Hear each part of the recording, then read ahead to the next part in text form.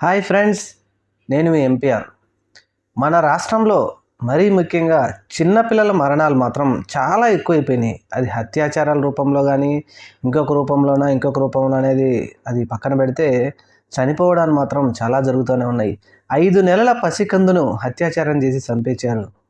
5వ తరగతి చదువుతున్న బాలికను చంపేసి మృతదేహం కూడా ఇప్పటికి ఇంకా దొరకలేదు. 8వ తరగతి చదువుతున్న పాపని చంపేస్తే అత్యాచారం చేస్తే పట్టించుకున్న నాదుడు లేదు. మొన్నటికి మొన్న విశాఖలో ఒక చిన్న అది పాఠశాల లేము కానీ చిన్నపిల్లల ఆశ్రమంలో చదువుకుంటూ ఆ ఆశ్రమంలో అన్నం తింటూ ప్రైవేట్ స్కూల్కి వెళ్తున్నటువంటి ముగ్గురు పిల్లలు ఫుడ్ పాయిజన్ అయ్యి, అంటే తిన్నది సమోసానో ఏదో తిని దాది పాయిజన్ అయిపోయి చనిపోవడం కూడా మనం చూసాం.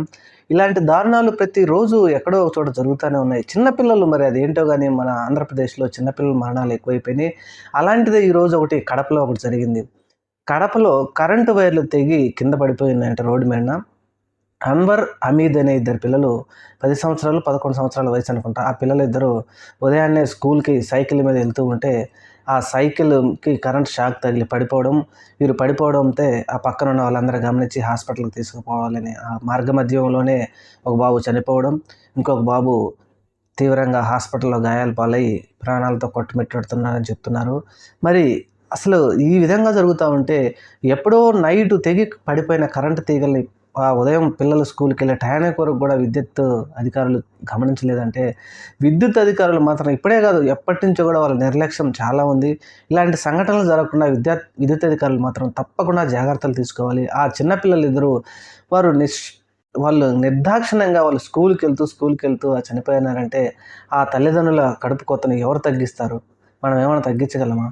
స్కూల్కి వెళ్తూ మధ్యలో కరెంట్ షాక్ తగిలి చనిపోయినారంటే ఇలాంటి సంఘటనలు మన రాష్ట్రంలో చాలా జరుగుతూ ఉన్నాయి. కానీ ఇలాంటివి జరగకుండా చూడాలి.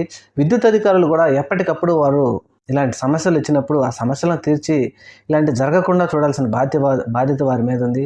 అంటే మనం ప్రభుత్వాన్ని తప్పుపట్టడం కాదు, కానీ ఇలాంటివి జరగకుండా ప్రభుత్వం కూడా ఒకసారి కొంచెం కఠిన చర్యలు తీసుకుంటే కనుక మరలా జరగకుండా ఉంటాయి.